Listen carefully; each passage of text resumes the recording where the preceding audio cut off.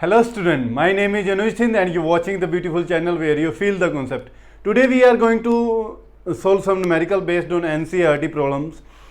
आज NCERT problems को करने से पहले, क्योंकि मेरा बेटे एक ही फंडा रहता है करवाने का कि आप NCERT को कम्प्लीटली फॉलो करो, उसके बाद आप रेफरेंस और एक्स्ट्रा न्यूमेरिकल्स को करो। तो आज का जो अपना लेक्चर रहेगा, जो न्यूमेरिकल सोल्व करूँगा, टोटली NCERT बेस्ड है। NCERT के इन टेक्स्ट क्वेश्चन और एक्सरसाइज के क्वेश्चन हैं जो टॉपिक के ऊपर इलेक्ट्रिक फील्ड करके आए हैं। अभी आप इलेक्ट्रिक फील्ड और electric field intensity, Coulomb's law, उनके ऊपर कुछ बेस्ड न्यूमेरिकल्स हैं। जैसे अपने प्रीवियस वीडियो के अंदर भी कूलम्स लॉ से रिलेटेड और इलेक्ट्रिक फील्ड से रिलेटेड कुछ न्यूमेरिकल किए थे, तो आज फिर उनसे रिलेटेड कुछ न्यूमेरिकल और लेके आए बेटे। NCERT के ये न्यूमेरिकल हैं, तो जब भी इन न्यूमेरिकल्स को करवा रहा हूँ तो साथ आप अपनी NCERT की बुक ज़रूर ओपन करें, क्योंकि इन क्वेश्चन की स्टेटमेंट यहाँ बोर्ड पे लिख पाना बेटे पॉसिबल नहीं है। इसलिए प्लीज़ अपनी NCERT की बुक ओपन रखें। और जो मैं आपको क्वेश्चन करवाने वाला हूँ तो ये NCERT का इन टेक्स्ट क्वेश्चन नंबर 1.8 है। NCERT का इन टेक्स्ट क्वेश्चन जो है 1.8 है, जो बेस्ड है इलेक्ट्रिक फील्ड के ऊपर। तो इलेक्ट्रिक फील्ड के अंदर क्या इस क्वेश्चन की स्टेटमेंट क्या है? तो इस क्वेश्चन के अंदर कहता है कि एक इलेक्ट्रॉन को फोल्ड करवाया जाता है कुछ हाइट से, ठीक है। इलेक्ट्रॉन को फोल्ड करवाते हैं एक इलेक्ट्रिक फील्ड के अंदर। इलेक्ट्रिक फील्ड कितना दिया हुआ ये सारा कुछ आपको गिवन है। चार्ज ऑन इलेक्ट्रॉन ऑलरेडी अपने को पता होता है। कितने इलेक्ट्रिक फील्ड के अंदर इसको फोल्ड करवाया गया, तो वो इलेक्ट्रिक फील्ड अपने को दिया हुआ है 2.0 × 10⁻⁴ न्यूटन पर कूलम।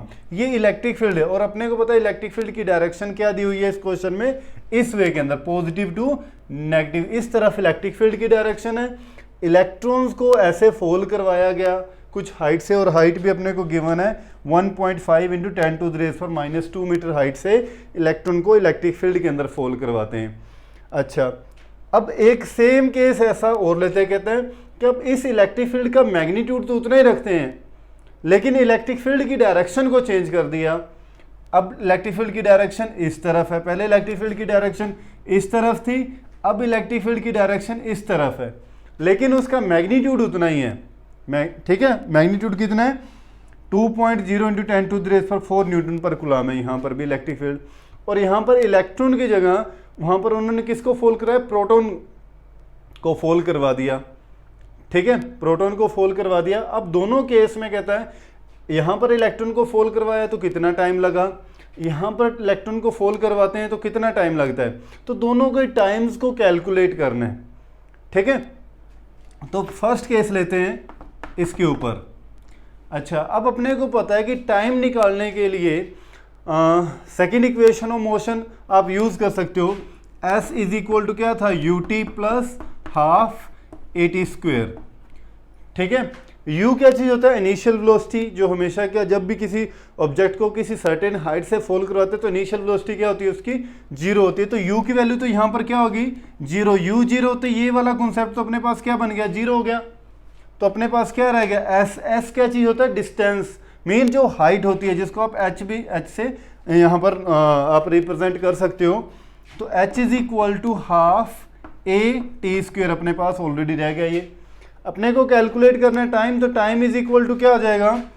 t² = 2 इधर जाएगा तो मल्टी में 2h/a and t = √2h/a। Time निकालने का अपने पास फॉर्मूला ड्राइव हो गया। Time t = √2h/a।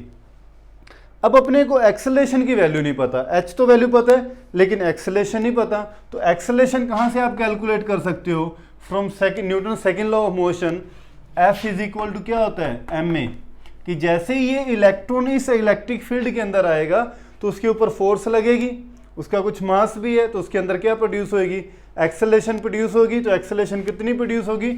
आप बोलोगे एक्सेलरेशन = क्या आ गया? F/m, इतनी एक्सेलरेशन प्रोड्यूस होगी, ठीक है। अब F को आप क्या लिख सकते हो? इलेक्ट्रिक फील्ड में अगर किसी चार्ज के ऊपर फोर्स लग रही है तो उसकी वैल्यू कितनी होती है? इलेक्ट्रिक फील्ड इंटेंसिटी अभी आपको करवा के आया हूँ। E = क्या होता है? Force experience by test charge. तो ये एक टाइप का टेस्ट चार्ज ही तो है।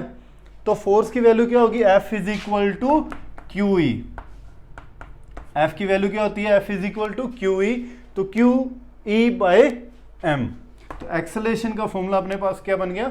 Q E by M. तो एक्सेलरेशन की वैल्यू यहाँ पुट करोगे तो टाइम की वैल्यू क्या आ गई, now T is equal to square root of 2h by A की वैल्यू क्या पुट करोगे, Q E by M. M ये क्या चीज़ है बेटे, मास ऑफ इलेक्ट्रॉन। ये जो एम है ये क्या होता है, मास किसका है, ये इलेक्ट्रॉन का, मास ऑफ इलेक्ट्रॉन। ठीक है, ध्यान रखना इस चीज़ का। तो वैल्यू पुट करो बेटे, T is equal to square root of 2h into ये एम ऊपर चला जाएगा अपॉन में क्यू ई। तो सारा कुछ अब आपको गिवन है ऑलरेडी। यहाँ पर h की वैल्यू पुट करो, h की वैल्यू कितनी है 1.5 इंटू 10⁻⁻² मीटर। ठीक है, अच्छा m की वैल्यू, m क्या है, मास ऑफ इलेक्ट्रॉन, जो ऑलरेडी यहाँ पर अब मैंने मेंशन किया हुआ है 9.1 इंटू 10⁻⁻31। q क्या चीज़ है, q है बेटे चार्ज ऑन इलेक्ट्रॉन। ठीक है, तो इलेक्ट्रॉन पे चार्ज कितना होता है 1.6 इंटू 10⁻⁻19। एंड e क्या चीज़ होता है, e is electric field. Electric field की वैल्यू भी आपको दी हुई है 2.0 इंटू 10⁻⁴ न्यूटन। तो इन सब न्यूटन पर कुलाम, इन सभी वैल्यूज़ को जब यहाँ पुट करते हो तो टाइम की वैल्यू क्या आ जाती है। टाइम यहाँ पर बेटे सोल्व करने पे मैं आपको डायरेक्ट इसका आंसर बता रहा हूँ, आप इसकी वैल्यू को पुट करना और सोल्व कर लेना। टाइम आता है बेटे टी 2.9 इंटू 10⁻⁻9 सेकेंड। इतना टाइम आता है इसके अंदर, 2.9 इंटू 10⁻⁻9 सेकेंड। ठीक है, ये तो टाइम निकल गया इलेक्ट्रॉन को जो फोल्ड करवाया। ऐसे ही टाइम निकालना है सेम जब प्रोटॉन को फोल्ड करवाते हैं, तब उसको कितना टाइम लगा। ठीक है, तो सिर्फ क्या चेंज होएगा, इलेक्ट्रिक फील्ड भी उतना ही है। ठीक है, उसमें भी कोई चेंज नहीं है, मास ऑफ प्रोटॉन में सिर्फ चेंज होगा, बाकी सारा कुछ वही है। तो टाइम निकालने का यहाँ पर जैसे आपने एम ई पुट किया है तो वहाँ पर आप क्या पुट कर दोगे, मास ऑफ प्रोटॉन पुट कर दोगे। एम पी की वैल्यू यहाँ पर फॉर्मूला क्या बन जाएगा, T is equal to root of 2h into M P mass of proton by Q E. Q भी सेम है। ठीक है, जितना प्रोटॉन पे चार्ज होता है उतना ही इलेक्ट्रॉन पे होता है।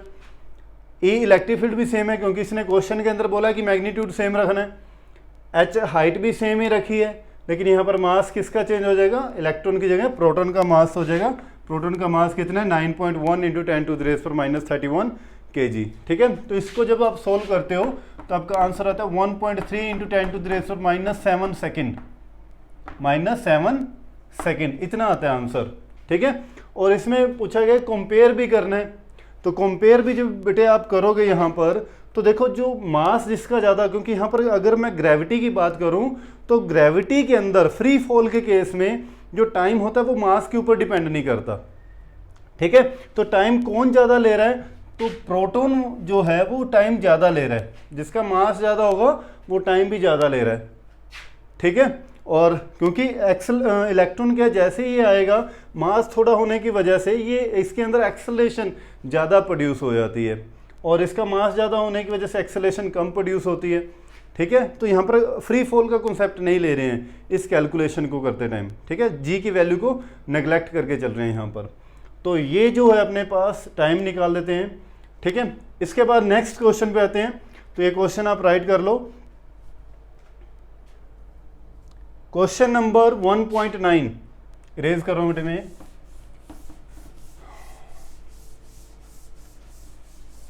क्वेश्चन नंबर 1.9, ये इन टेक्स्ट क्वेश्चन नंबर 1.9 है। इन टेक्स्ट क्वेश्चन नंबर 1.9। ठीक है, इस क्वेश्चन के अंदर क्या दिया हुआ है, आपको एक ट्रायंगल दी हुई है। ठीक है, इस ट्रायंगल में यहाँ पर एक चार्ज पड़ा हुआ है, एक यहाँ पर चार्ज है। ठीक है, मैं क्वेश्चन देख रहा हूँ बेटे। क्वेश्चन की स्टेटमेंट क्या है, 2 point charge Q1 and Q2 of magnitude. ये एक चार्ज यहाँ पर रखा हुआ है बेटे क्वेश्चन के अंदर, ये Q1 चार्ज है और ये Q2 चार्ज है। इसका मैग्नीट्यूड कितना है, Q1 चार्ज का मैग्नीट्यूड है 10⁻⁻ प्लस 10⁻⁻8 कूलम, और इसका Q2 का जो मैग्नीट्यूड है वो आपको दिया हुआ -10⁻⁻8 कूलम। ठीक है, मैग्नीट्यूड सेम है लेकिन एक ये पॉजिटिव चार्ज है और ये नेगेटिव चार्ज है। ठीक है, और दोनों के बीच में जो ये डिस्टेंस दिया हुआ है अपने को, ये वाला डिस्टेंस कितना दिया, 0.1 मीटर का ये डिस्टेंस दे दिया। ठीक है, फिर आगे क्या कहता है, calculate the electric field at point A B and C. A point यहाँ पर है, ए पॉइंट के ऊपर, और बी पॉइंट को इस लाइन ऑफ एक्शन के ऊपर है बी पॉइंट, और ये बी पॉइंट का अपने को डिस्टेंस दिया हुआ है यहाँ से कितना है, 0.05 मीटर है, 0.05 मीटर है, और एक पॉइंट यहाँ पर पड़ा है सी पॉइंट। ए बी और सी पॉइंट के ऊपर आपको कैलकुलेट करना है इलेक्ट्रिक फील्ड। ठीक है, तो आते हैं, ये डिस्टेंस भी कितना हो गया, 0.05 मीटर, और ये वाला डिस्टेंस भी कितना हो गया, 0.05 मीटर, और ये वाला डिस्टेंस भी आपको शायद दिया हुआ है क्वेश्चन के अंदर, 0.1 मीटर दिया हुआ है। इस तरफ से ये जो साइड है ये भी 0.1 मीटर दी हुई है क्वेश्चन के अंदर, और ये साइड भी 0.1 मीटर दी हुई है। अब ये कौन सी ट्रायंगल है, इक्विलेटर है कौन से, ये अपने को पता नहीं है। ठीक है, अपने को पॉइंट ए बी और सी पॉइंट के ऊपर इलेक्ट्रिक फील्ड कैलकुलेट करना है। तो तीनों पॉइंट लेके चलते हैं। सबसे पहले at point A, electric field at point A, electric field at point A. एक एक चीज को समझते जाना। ठीक है, प्रॉब्लम आए तो आप कमेंट करना। ठीक है, या फिर अपनी प्रॉब्लम मेरे साथ शेयर कर सकते हो मेरे व्हाट्सएप नंबर पे, डिस्क्रिप्शन के अंदर दिया हुआ बेटे, हर लेक्चर के डिस्क्रिप्शन के अंदर मेरा व्हाट्सएप नंबर रहता है, आप अपनी प्रॉब्लम मेरे साथ शेयर कर सकते हो। ठीक है, तो यहाँ पर देखो ए पॉइंट के ऊपर अपने को इलेक्ट्रिक फील्ड निकालना है। तो ये पॉजिटिव चार्ज है और ये नेगेटिव चार्ज है। तो मैंने आपको इलेक्ट्रिक फील्ड की डायरेक्शन बताई थी। पॉजिटिव की वजह से जो इलेक्ट्रिक फील्ड की डायरेक्शन होती है वो अवे फ्रॉम द होती है, तो ये इस तरफ होगी। इसके ऊपर निकाल रहे हो ना, तो ये इसके ऊपर इलेक्ट्रिक फील्ड की डायरेक्शन इस तरफ होगी, बाहर की तरफ, आउटवर्ड डायरेक्शन में। और नेगेटिव की वजह से इलेक्ट्रिक फील्ड की डायरेक्शन किस तरफ होती है, टुवर्ड द चार्ज होती है, इस तरफ ही होती है ना। मैंने आपको बताया था पॉजिटिव अगर चार्ज होता है तो इलेक्ट्रिक फील्ड की डायरेक्शन इस तरफ होती है, बाहर की तरफ, याद आया। ठीक है, और अगर नेगेटिव चार्ज होता था तो इलेक्ट्रिक फील्ड की डायरेक्शन क्या होती थी, इस वे के अंदर होती थी, अंदर की तरफ। ठीक है, तो यहाँ पर भी वही केस है, ये पॉजिटिव चार्ज है तो इस पॉइंट पे ये इलेक्ट्रिक फील्ड की डायरेक्शन बाहर की तरफ, ये नेगेटिव है तो इलेक्ट्रिक फील्ड की डायरेक्शन अंदर की तरफ। तो नेट इलेक्ट्रिक फील्ड जो इस पॉइंट पे लग रहा है वो दोनों इस तरफ लग रहे हैं।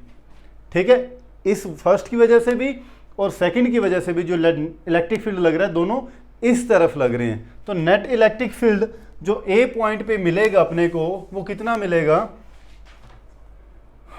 इलेक्ट्रिक फील्ड जो मिलेगा वो E1 प्लस E2, दोनों का आप क्या करेंगे, ऐड करेंगे। टोटल इसी तरफ लग रहा है ना सारा, तो E1 की वजह से जो लग रहा है इस तरफ और E2 की वजह से लग रहा है इस तरफ, तो दोनों को क्या कर देंगे, ऐड कर देंगे, तो टोटल इलेक्ट्रिक फील्ड आ जाएगा ए पॉइंट के ऊपर।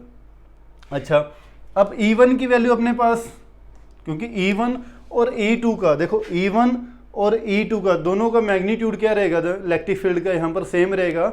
इसके पीछे रीज़न क्या है कि दोनों का चार्ज जो है, चार्ज की मैग्नीट्यूड है वो दोनों का सेम है। ठीक है, तो इलेक्ट्रिक फील्ड भी क्या रहेगा, सेम रहेगा, और डिस्टेंस भी क्या है, सेम है। ठीक है, तो आप ये लिख सकते हो कि E1 की वैल्यू जो होगी और E2 की वैल्यू होगी वो दोनों सेम ही होगी। ठीक है, E1 is equal to E2। ठीक है, तो यहाँ से क्या आ जाएगा, ये net electric field on point A 2E1 आप बोल सकते हो इसको, 2E1। ठीक है, तो E1 की वैल्यू निकाल लेते हैं, E इज इक्वल टू 2। हाँ जी, इलेक्ट्रिक फील्ड निकालने का फॉर्मूला क्या अपने पास, Q/R²। ठीक है, तो K की value 9 into 10 to the raise पर 9। हाँ जी, Q कितना है बेटे अपने पास, 10 टू द रेज़ पर -8। ठीक है, बाय R²। तो R कितना, डिस्टेंस कितना है अपने पास यहाँ पर, 0.05 स्क्वायर, 0.05 स्क्वायर। आप इसको ये सोल्व कर लेना। ठीक है, आपके पास जो वैल्यू आएगी वो ए के ऊपर इलेक्ट्रिक फील्ड कैलकुलेट हो गया। कितना होगा इलेक्ट्रिक फील्ड, जिसको आप न्यूटन पर कूलम के अंदर बोल सकते हो, इतना इलेक्ट्रिक फील्ड निकल जाता है। ठीक है, ऐसे ही बेटे सेम ये किसके ऊपर इलेक्ट्रिक फील्ड निकला है, एट पॉइंट ए के ऊपर नेट इलेक्ट्रिक फील्ड। ठीक है, अब आपको इलेक्ट्रिक फील्ड निकालना है बी पॉइंट के ऊपर। ठीक है, तो अगर ये आपने कर लिया तो मैं थोड़ा इरेज कर सकता हूँ। ठीक है, ये कैलकुलेशन कर लेना बेटे, मैंने आपको बता दिया है। ठीक है, वैसे तो इजी है कैलकुलेशन, अगर मैं इसका पॉइंट रिमूव करूँ तो अपॉन में क्या लग जाएगा, 100 लग जाएगा। ठीक है, तो ये 5/100 कैलकुलेशन चलो कर ही देता हूँ मैं। 9 इंटू ये कितना 2 इंटू 9 और ये क्या रह जाएगा, एक 10 ही रह जाएगा। ठीक है, और अपॉन में ये 5/100 तो ये क्या हो जाएगा, ऊपर जाएगा तो 10,000/25 यही हो जाएगा बाय 25। ठीक है, तो अपने पास ये क्या बन गया 18/25 इंटू 10⁵ न्यूटन पर कूलम। इसको सोल्व कर लेना आगे। ठीक है, तो इस वे के अंदर ये इलेक्ट्रिक फील्ड निकल जाता है एट पॉइंट ए पे। ऐसे ही अपने को इलेक्ट्रिक फील्ड निकालना है एट पॉइंट बी के ऊपर। तो ये मैं रेज कर रहा हूँ। कैलकुलेशन बेटे थोड़े ध्यान से करना, बाय चांस करते टाइम कोई ऊपर नीचे हो जाता तो थोड़ा ध्यान रखना इस चीज़ का। ठीक है, तो electric field at point B, electric field at point B के ऊपर आपको इलेक्ट्रिक फील्ड निकालना है। तो बी के ऊपर देखो इलेक्ट्रिक फील्ड की पहले तो डायरेक्शन, इस चार्ज की वजह से इलेक्ट्रिक फील्ड की डायरेक्शन इस तरफ होगी। ठीक है, और इस चार्ज की वजह से इलेक्ट्रिक फील्ड की डायरेक्शन किस तरफ होगी, हाँ जी इसके ऊपर निकाल रहे हो ना, बी पॉइंट के ऊपर, इसके ऊपर आपको नेट इलेक्ट्रिक फील्ड निकालना है। ठीक है, तो इसके ऊपर पॉजिटिव की वजह से तो इलेक्ट्रिक फील्ड की डायरेक्शन इस तरफ होगी। ठीक है, और इस नेगेटिव की वजह से इसके ऊपर इलेक्ट्रिक फील्ड की डायरेक्शन किस तरफ रहेगी, नेगेटिव क्या होते हैं, इस तरफ रहेगी। ठीक है, इस तरफ रहेगी। अगर मैं बोलूँ इस तरफ, तो नेट इलेक्ट्रिक फील्ड कितना हो गया इसके ऊपर, हाँ जी एक चीज़ यहाँ पर देखना बेटे, बी के ऊपर इलेक्ट्रिक फील्ड, तो मैं बोलूँगा इसकी वजह से E1 की वजह से प्लस E2 की वजह से। लेकिन E2 की डायरेक्शन क्या है, अपोजिट है। अपोजिट डायरेक्शन के लिए आप क्या लेते हैं, नेगेटिव साइन। ठीक है, तो इलेक्ट्रिक फील्ड एट बी, तो ये क्या रह जाएगा E1 minus E2। E1 minus E2 मैंने और वे के अंदर भी किया है। यहाँ पर एक चीज़ है, क्योंकि E1 का जो मैंने एक रिलेशन बताया था कि electric field is inversely proportional to R square. Electric field is inversely proportional to R square, जिसका डिस्टेंस कम होगा तो इलेक्ट्रिक फील्ड उसका क्या होगा, ज़्यादा होगा। तो Q1 का जो ये डिस्टेंस है ये क्या ओनली 0.05 है, लेकिन Q2 का डिस्टेंस कितना हो गया, ये तो 0.1 प्लस 0.05 और हो गया। तो ये डिस्टेंस अगर ज़्यादा हो गया तो Q2 की वजह से इस पॉइंट पे इलेक्ट्रिक फील्ड क्या लगेगा, कम लगेगा, और Q1 की वजह से यहाँ पर इलेक्ट्रिक फील्ड ज़्यादा लगेगा। तो नेट कितना इलेक्ट्रिक फील्ड होगा, तो आप क्या करोगे, ज़्यादा में से जो है कम वाला वो क्या कर दोगे, आप माइनस कर दोगे। ठीक है, अच्छा अब इलेक्ट्रिक फील्ड यहाँ पर कैलकुलेट कर लेते हैं। तो E1 की वैल्यू निकालोगे तो क्या रहेगा, K, हाँ जी Q/r²। ठीक है, ये Q अगर मैं इसका निकालूँ तो K Q1/r1 बोल देते हैं इसको, r1² माइनस K Q2/r2²। ठीक है, तो K तो दोनों में कॉमन आ रहा है, तो K बाहर कॉमन निकाल लेते हैं, अंदर क्या रह जाएगा Q1/r1²। Q1 कितना है, Q1 भी एक्चुअल में दोनों का मैग्नीट्यूड सेम है, 10⁻⁻8 और ये भी 10⁻⁸। इसको भी आप बाहर ले सकते हो कॉमन। ठीक है, क्योंकि मैग्नीट्यूड ही लेते हैं न्यूमेरिकल के अंदर, तो ये Q भी दोनों के ऊपर चार्ज सेम है, तो मैं इसलिए मैं Q ही लिख रहा हूँ। ठीक है, ये भी बाहर आ गया, तो अंदर क्या रह जाएगा, ओनली 1/r1² माइनस 1/r2²। तो R1 की वैल्यू अपने पास यहाँ पर कितनी है, 0.05²। ठीक है, तो EB is equal to K Q 1/0.05² minus 1/0.1 में ऐड करो बेटे ये, तो ये कितना बन जाएगा 0.15। ठीक है, 0.15। ठीक है, और इसका क्या करना है, अपने को स्क्वायर करना है। हाँ जी, K की वैल्यू 9 × 10⁻⁹, Q की वैल्यू कितनी है 10⁻8 माइनस 8। तो सोल्व कर लेना बेटे अंदर इसको, तो ये क्या आ जाएगा, electric field at point B आ जाएगा। ठीक है, अब अपने को कैलकुलेट करना है इलेक्ट्रिक फील्ड C पॉइंट के ऊपर भी। तो C पॉइंट वाला सबसे इंटरेस्टिंग भी है और थोड़ा समझने वाला भी है। ठीक है, अगर ये राइट कर ले तो मैं इरेज कर रहा हूँ इसको।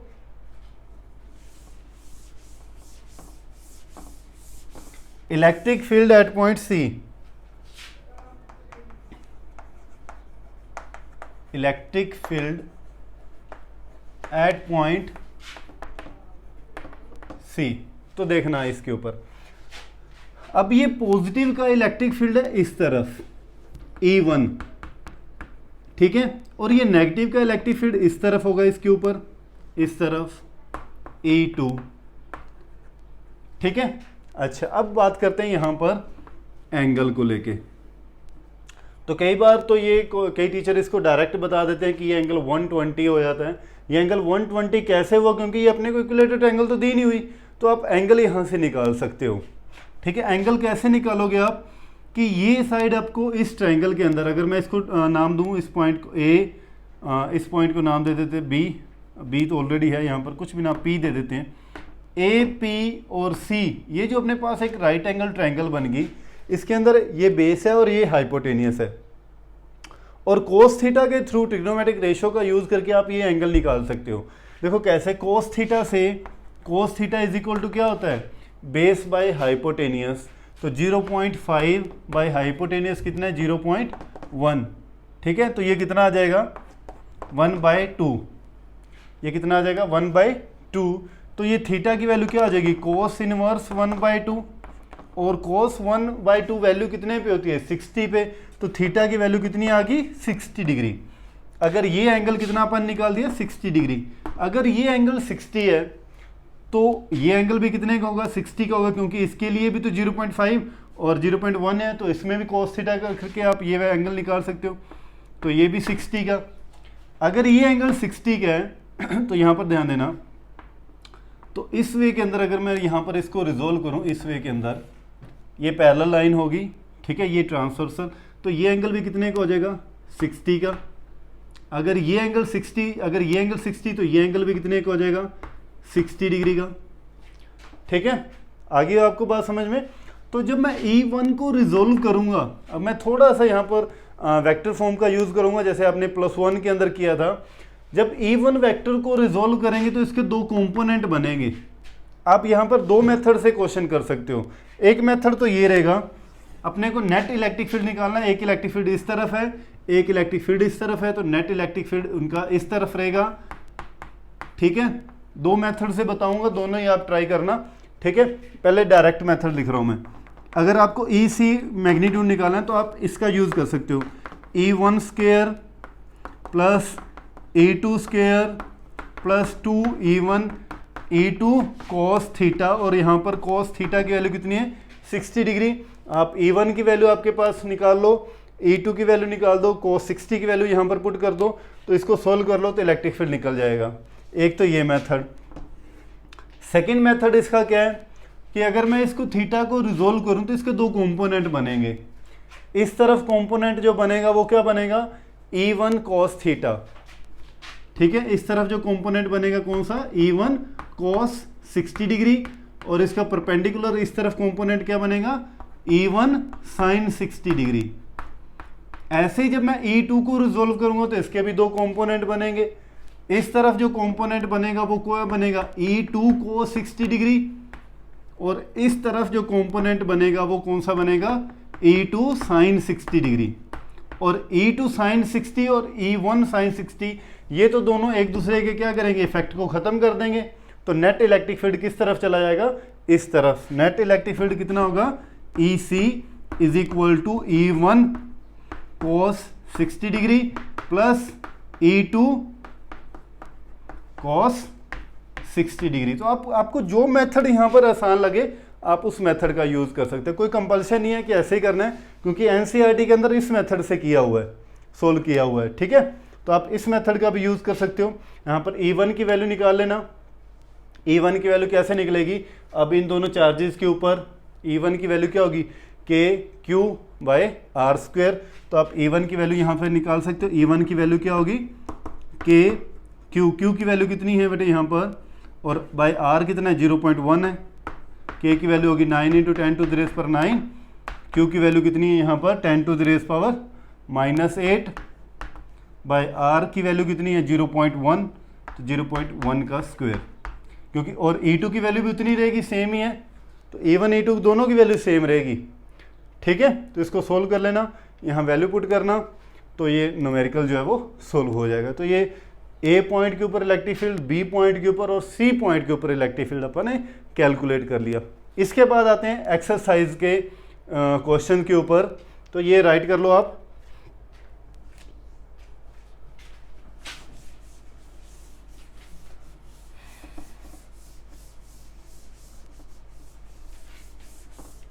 न्यूमेरिकल्स को बेटे जितना हो सके खुद प्रैक्टिस किया करो, ठीक है, न्यूमेरिकल्स की, और कोशिश किया करो कंप्लीट। देखो जो जो चीज़ें बता रहा हूँ उनको साथ साथ करते जाया करो, अच्छे से समझते जाया करो, प्रॉब्लम हो तो शेयर करते जाया करो। ठीक है, अब आते हैं एक क्वेश्चन यहाँ पर इन टेक्स्ट क्वेश्चन, सॉरी एक्सरसाइज का क्वेश्चन है, क्वेश्चन नंबर 13, एक्सरसाइज का क्वेश्चन नंबर 13 है। ये कॉन्सेप्ट मैं आपको कई दिनों से समझाना चाह रहा था, लेकिन आज जो क्वेश्चन आया तो मैं समझा देता हूँ, आगे भी इसके ऊपर क्वेश्चन आने वाले हैं। क्वेश्चन नंबर 13 का जो कॉन्सेप्ट है वो आपको समझाऊंगा, ट्राई अपने आप करना, प्रॉब्लम हो तो मेरे साथ शेयर जरूर करना। ठीक है, इसके अंदर कहता है कि दो आपको सफ़ियर दिए हुए हैं, ए सफ़ियर दिया हुआ है और एक आपके पास बी सफ़ियर दिया हुआ है, दो सफ़ियर दे दिए। ठीक है, और दोनों के आइडेंटिकल साइज है, उनका जो एक्सरसाइज का इससे पहले वाले क्वेश्चन के अंदर सारा कुछ इनसे रिलेटेड दिया हुआ है।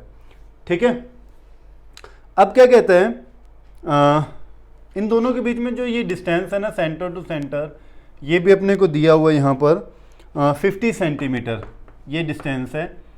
ठीक है, और इसके अंदर फिर क्या कहता है, एक थर्ड किसी सफ़ियर को, सपोज ये थर्ड सफ़ियर है सी, ये न्यूट्रल सफ़ियर है, अनचार्ज। अब कहता है कि पहले सी को ए के पास लेके गए, ठीक है, फिर सी को बी के पास लेके गए, ठीक है, और फिर लास्ट में बताओ कि फाइनली फिर उसको रिमूव कर दिया गया, दोनों के से दूर ले गए। ठीक है, what is the new force of repulsion between A and B. अब ए और बी के बीच में रिपल्शन कितनी होगी अपने को वो कैलकुलेट करनी। जैसे पहले तो आप फोर्स निकाल सकते हो कि जब सी का कॉन्सेप्ट ही नहीं है तो इसके ऊपर भी चार्ज अपने को पता है, इसके ऊपर भी चार्ज क्वेश्चन के अंदर ऑलरेडी गिवन है। एक्सरसाइज का जो इससे पहले वाला जो ये क्वेश्चन नंबर 13 है और क्वेश्चन नंबर 12 से रिलेटेड ये क्वेश्चन है, तो क्वेश्चन नंबर 12 में इससे रिलेटेड सारा कुछ गिवन है वहाँ पर। ठीक है, तो अब मान लेते हैं इसके ऊपर क्यू चार्ज था, दोनों के ऊपर सेम चार्ज है, तो सपोज इसके ऊपर भी क्यू चार्ज है। ठीक है, अब सी को जब इस ए के पास लेके जाएंगे, सी को ए के पास ले गए, तो ये हमेशा क्या होता है, चार्ज का इक्वल डिस्ट्रीब्यूशन होता है। ठीक है, चार्ज क्या होता है, चार्ज की प्रॉपर्टी मैंने आपको बताई थी, चार्ज क्या होता है, ट्रांसफ़र होना शुरू एक बॉडी से दूसरी बॉडी के अंदर तब तक ट्रांसफ़र होता रहता है जब तक इक्विलिब्रियम की पोजीशन नहीं आ जाती। इक्विलिब्रियम का मतलब है कि दोनों तरफ चार्ज का जो मैग्नीट्यूड है वो सेम नहीं हो जाता। ठीक है, तो जब एक बॉडी के पास लेके जाएंगे तो इसके पास टोटल चार्ज था क्यों, तो जब सी पास लेके आएंगे तो चार्ज ट्रांसफ़र होना शुरू हो जाएगा, तो ए के ऊपर चार्ज रह जाएगा Q/2, हाफ ए के ऊपर हो जाएगा, और सी के ऊपर भी चार्ज कितना हो जाएगा, सी के ऊपर चार्ज भी कितना हो जाएगा, हाफ ही C2 के ऊपर हो जाएगा, क्योंकि इसका चार्ज हाफ इसके पास रह गया, हाफ हो गया इसके पास, तो इक्वल डिस्ट्रीब्यूशन हो गया। ठीक है, अच्छा अब इसको उठाया, सी को इसके पास ले गए, अब सी के पास कितना चार्ज था, Q/2, बी के पास कितना चार्ज था, Q, फिर से चार्ज की क्या होनी शुरू हो जाएगी, ट्रांसफ़र होना शुरू हो जाएगा। अब बी के ऊपर चार्ज कितना रह गया, तो आप क्या करोगे, दोनों को ऐड करो और हाफ कर दो, भी हाफ उतना रह गया, तो Q plus Q/2, Q plus Q/2, इसको ऐड करो तो ये कितना आ गया, 2Q प्लस Q, 3Q/2। अब आपको क्या करना है, इक्वल डिस्ट्रीब्यूशन करना है, तो मतलब हाफ हाफ ही होगा दोनों का, तो हाफ करोगे तो बी के ऊपर कितना आ गया, हाफ कर दिया, तो 3Q/4। बी के ऊपर कितना चार्ज बन गया, 3Q/4, ये चार्ज किसके ऊपर आ गया, बी के ऊपर। सी के ऊपर भी कितना चार्ज हो गया, सी के ऊपर भी 3Q/4 हो गया। ठीक है, अब आते हैं क्वेश्चन के ऊपर। अब क्वेश्चन के अंदर कहता है कि अब सी को यहां से रिमूव कर दिया, अब ए और बी के अंदर अब फोर्स ऑफ रिपल्शन बताओ कितनी है। तो ए के ऊपर अब चार्ज कितना रह गया, ए के ऊपर चार्ज कितना है, Q/2, और बी के ऊपर चार्ज कितना रह गया, बी के ऊपर 3Q/4। पहले क्या था, सेम चार्ज था Q, अब चार्ज कितना रह गया, Q/2, और इसके ऊपर 3q/2 और सेपरेशन उतना ही है अभी भी, सेपरेशन कितना है 50 सेंटीमीटर का। अब इन दोनों के बीच में फोर्स ऑफ रिपल्शन निकालो, तो force of repulsion by using Coulomb's law, तो F इज इक्वल टू क्या होता है K Q1 Q2 bye r²। तो यहाँ पर आपके पास K की वैल्यू ऑलरेडी होती है 9 × 10⁻⁹, Q1 की वैल्यू आपको क्वेश्चन के अंदर गिवन है, वैसे तो ये क्या हो जाएगा 3q/2, यहाँ पर आप वैल्यू पुट करो K 3q/2 इंटू Q2 की वैल्यू क्या, सॉरी ये q/2 है, q/2 इंटू Q2 की वैल्यू क्या है 3q/4 अपॉन r²। तो Q की वैल्यू जो है ऑलरेडी क्वेश्चन के अंदर गिवन है, तो आप यहाँ पर वैल्यू पुट करो सारी और यहाँ से F की वैल्यू आप कैलकुलेट कर सकते हो। तो ये थे बेटे आज के कुछ क्वेश्चन जो बेस थे इलेक्ट्रिक फील्ड के ऊपर। तो नेक्स्ट लेक्चर के अंदर फिर लेके आएंगे इससे इलेक्ट्रिक फील्ड से रिलेटेड नेक्स्ट कॉन्सेप्ट जो अपना रहेगा, ठीक है। तो थैंक यू सो मच।